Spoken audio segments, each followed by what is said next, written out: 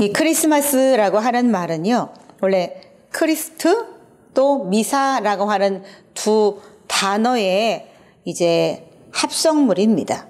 원래 크리스트라고 하는 말은 그리스도를 얘기하는 거고, 이제 중세 초기에는 이제 종교 개혁이 일어나기 전에는 예배를 미사라고 드렸지요. 그래서 미사라는 말은 곧 예배를 의미하는 건데, 여기서 크리스마스라고 하는 말은 그리스도께 예배한다라는 뜻으로 오늘날 크리스마스라고 하는 단어가 생겨났다라고 할 수 있겠습니다. 그리고 이제 크리스마스를 엑스마스라고도 불렀어요. 근데 이 X자는 크리스투스의 약자를 얘기하는 겁니다. 그래서 크리스투스의 약자와 마스라고 하는 뜻을 가지고 엑스마스라고 하는 이제 성탄절을 의미하는 그런 단어가 탄생하게 되었다라는 거죠.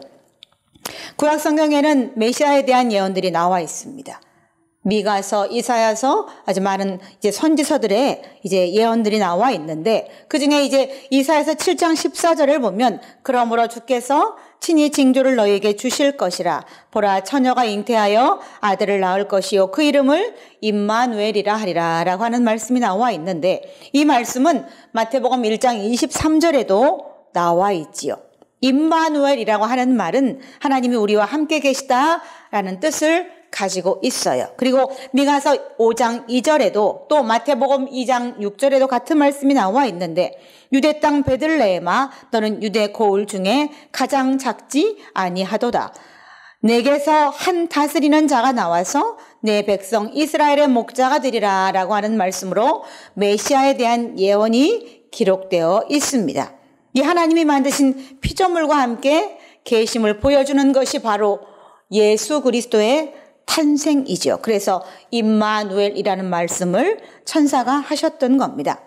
우리는 예수가 아니면 하나님을 만날 수 없습니다. 하나님의 독생자 또 우리의 중보자이신 예수를 통하여 우리의 기도가 하나님께 이제 전달이 되고, 그리고 우리는 그 기도에 응답을 받을 수 있는 거죠. 오늘 그 아기 예수님이 이 땅에 오셨습니다. 오늘은 그 거룩한 탄생을 기념하는 날입니다. 오늘은 성탄절, 그래서 예수님의 생일이라고 말하지만 정확히 예수님의 생일은 언제인지 알지 못합니다. 그래서 다만 한 시간을 정해서 이제 성탄절을 지키게 되었는데, 그것이 바로 오늘 우리가 드리는 12월 25일 성탄절이라고 하는 예배가 되겠습니다. 그러나 우리가 이 연례적인 해마다 하는 이 성탄절 이 행사를 우리가 그냥 행사로만 해마다 이제 행사로만 이 열고 닫고 하면서 이제 지나가는 것이 아닌가,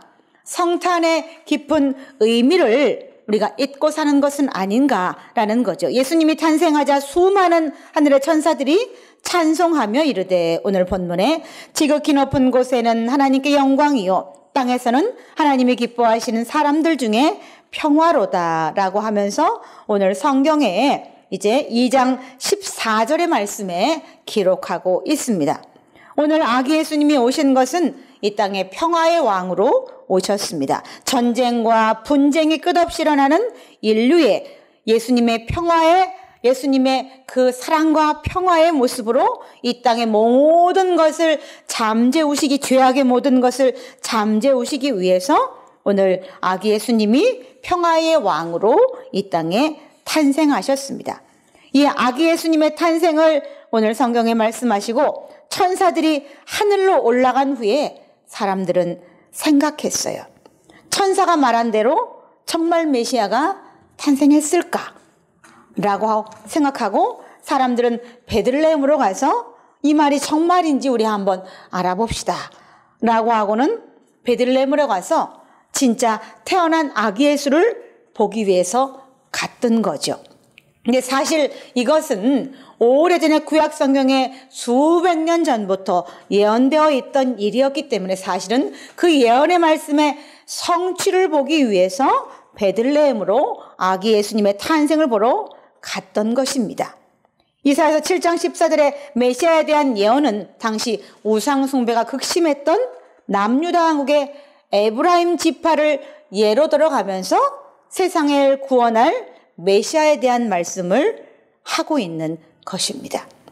이사야서 7장 8절의 예언대로 에브라임 지파도 이스라엘도 모두 다 멸망한 후에, 그 후에 약 700년이 흐른 후에서야 메시아 대신 예수 그리스도께서 이 땅에 오셨습니다. 당시 이사야 때에 이사야는 많은 사람들에게 이제 곧 하나님의 진노가 이 땅에 임할 것이라고, 그 하나님의 진노의 말씀에 귀를 기울이라고 많은 사람에게 수도 없이 외쳤지만 사람들은 듣지 않았어요.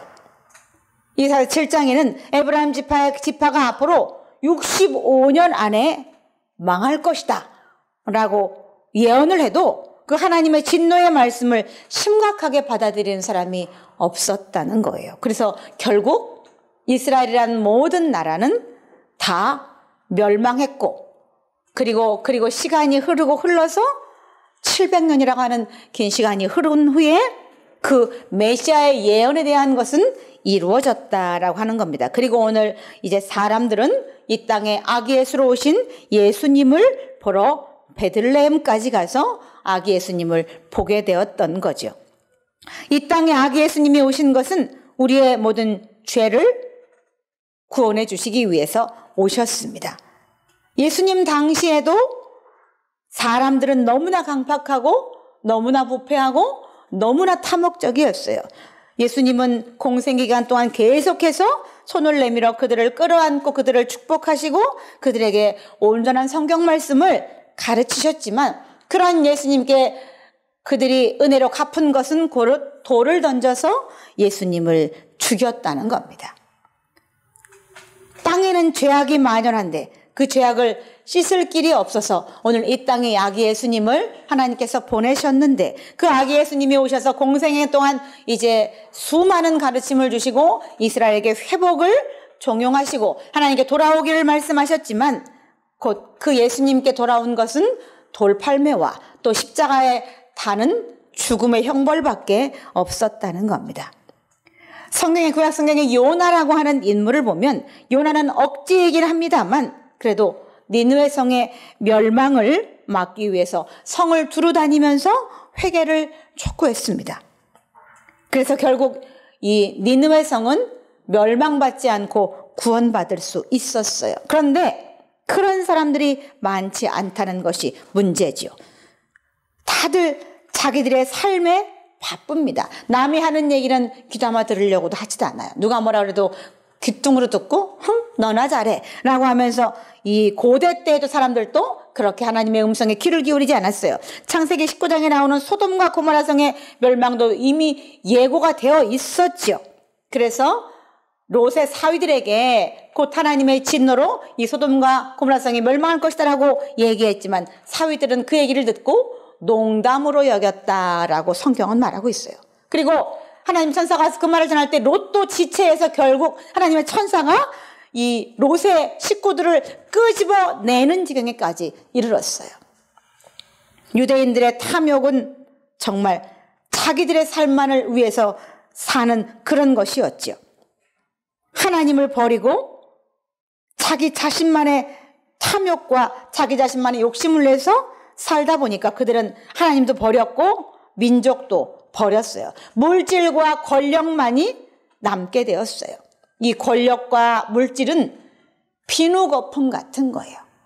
우리 어린애기들이 이 비누거품 놀이를 합니다. 입으로 불어서 푹 날리면 비누거품이 쭉 나가지만 비누거품이 단 1초, 2초 지나면 터져서 없어지는 것처럼, 그렇게 권력과 물질은 비누거품 같은 것이라는 거예요. 금방 사라지고 없어지는 거예요. 예루살렘이 화려한 도시였지만 그 도시는 다 멸망하고 무너진 잔해만이 남아있었던 때가 있었죠. 바벨론에 끌려간 이스라엘 사람들은 매일 강가에 나가서 멸망한 자기 나라 이스라엘을 생각하면서 울어야 했던 적이 있었어요. 오늘 아기 예수님의 탄생을 기뻐하는 우리는 우리의 죄악으로 인해서 예수님이 제물이 되어서 이 땅에 제물이 되기 위해서 이 땅에 오셨다는 것을 기억해야 합니다. 소돔과 고모라 성에는 10명의 하나님을 따르는 사람이 없었기 때문에 결국 소돔과 고모라 성은 멸망당하고 말았잖아요. 예수님의 어머니 마리아는 천사들이 와서 하던 말들을 마음에 새겼습니다. 이름을 예수라 하고 그리고 임마누엘이라 하는 말을 하면서 자기에게 들려줬던 모든 천사들의 이 음성들을 다 기억하려고 노력했습니다.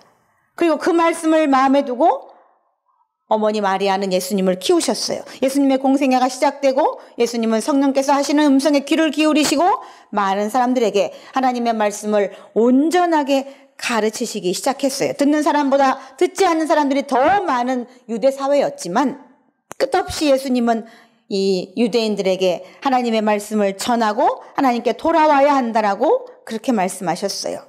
예수님도 또 예수님의 어머니 마리아도 하나님이 주시는 말씀을 마음에 두었기 때문에 그 말씀 따라 살아갈 수 있었던 거죠. 말씀 따라 순종하면서 살아갈 수 있었던 거예요.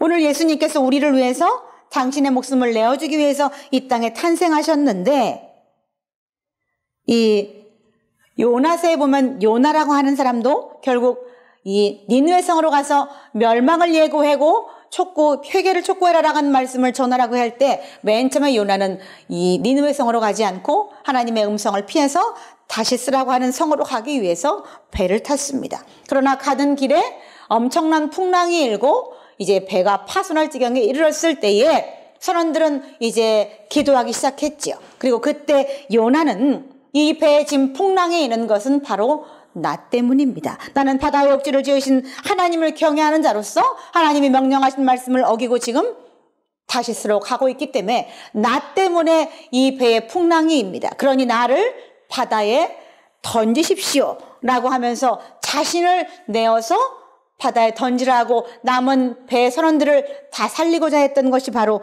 요나였는데 그렇게 오늘 예수님은 이 땅에 자신을 죽음으로 죗값으로 내주시기 위해서 이 땅에 제물로 탄생하셔 오셨다는 겁니다. 이 탄생은 곧 거룩하고 경이로운 탄생이라고 숭고한 탄생이라고 말할 수 있겠지요. 양파를 사면 양파에는 수분이 굉장히 많아요. 그래서 양파를 사서 조금만 며칠만 두면 양파 겉면이 뭉글뭉글해집니다. 그 뭉글뭉글한 상태를 그냥 계속 두잖아요. 그러면 양파는 썩지만 그 안에서 새싹이 돋아서 순이 올라오는 것을 볼 수가 있어요.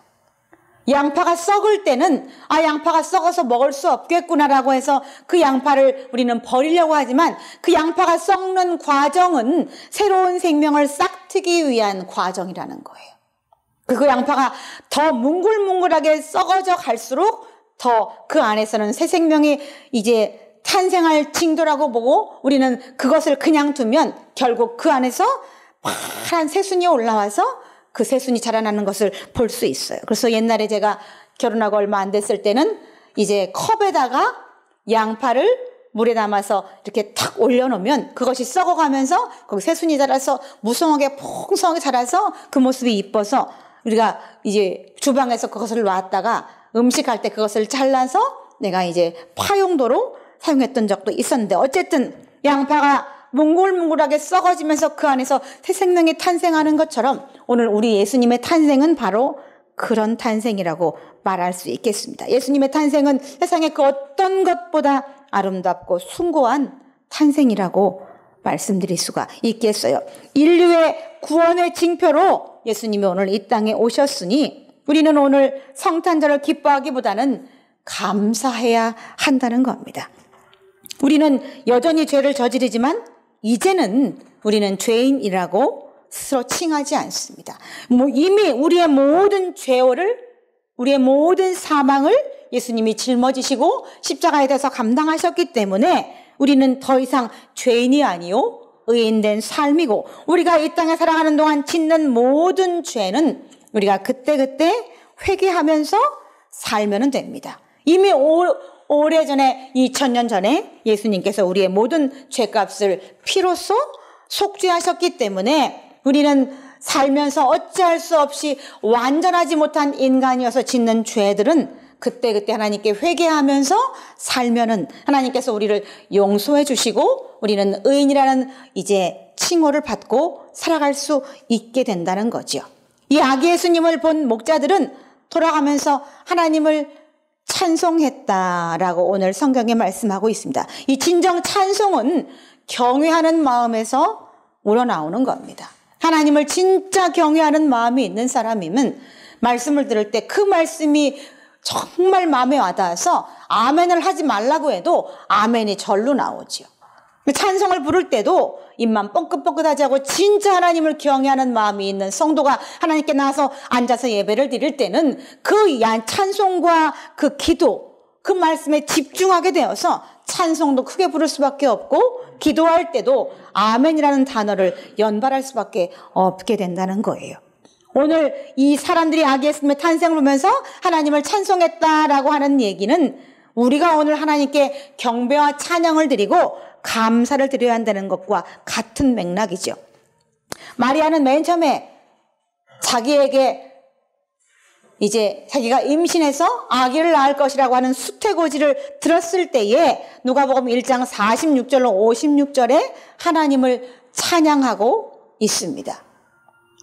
그리고 출애굽기 14장 15장에는 이스라엘 백성들이 출애굽을 하고 홍해를 건널 때에 홍해를 마른 땅까지 건널 때에 여인들과 아이들 모든 이스라엘 백성들이 여호와를 찬송하면서 홍해 바다를 건너갔다라는 사실을 우리는 성경을 통해서 보았어요.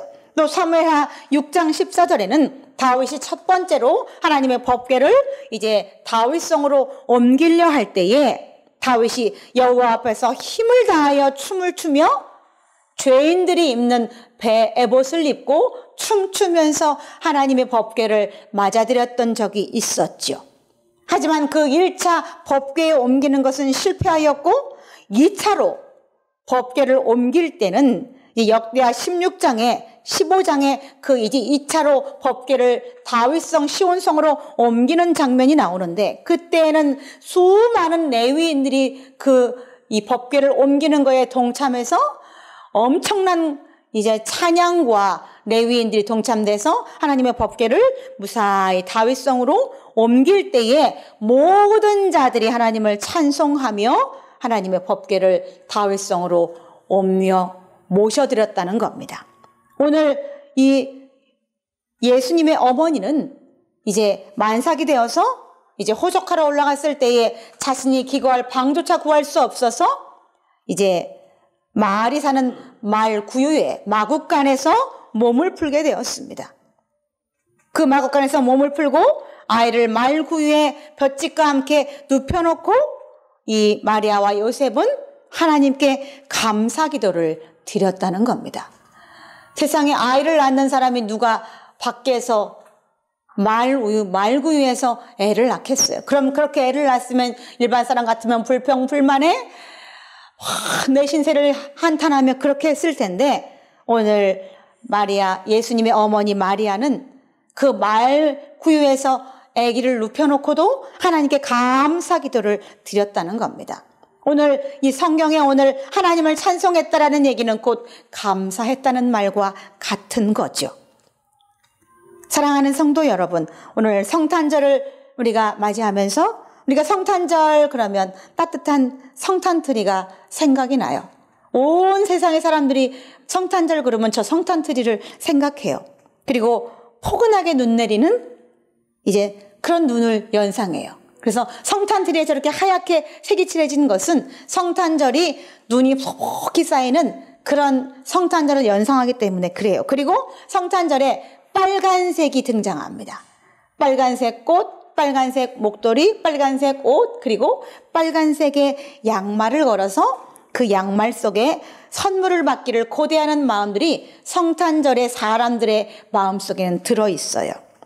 그렇게 성탄절은 기쁘고 행복하고 복된 날입니다. 예수님의 이 땅에 오심을 우리가 송축하는 거룩한 날이기도 하지만 세상에 예수를 믿지 않은 수많은 사람들도 이날만은 이제 모든 세상의 평화를 구하고 하나님의 은혜를 구하는 날이 바로 오늘 성탄절이에요. 이렇게 아름다운 성탄절에 구주로 오신 예수님을 생각하며 기쁘고 즐겁고 행복한 성탄절을 보내시기를 예수님의 이름으로 축원을 드립니다. 다 같이 기도하시겠습니다. 하나님 아버지, 하나님의 은혜를 감사합니다. 오늘 이 거룩하고 숭고하고 아름다운 예수님의 탄생을 맞이하여 이 땅에 우리의 모든 죄와 허물을 하나님 지시고 낮아지심의 본으로 이 땅에 오신 예수님을 송축하며 온 우리의 평화의 왕으로 오신 예수님의 그 거룩한 뜻이 이 땅에 선포되게 하여 주옵소서. 감사와 영광을 드리며 우리 구주 예수 그리스도의 이름으로 기도드리옵나이다. 아멘.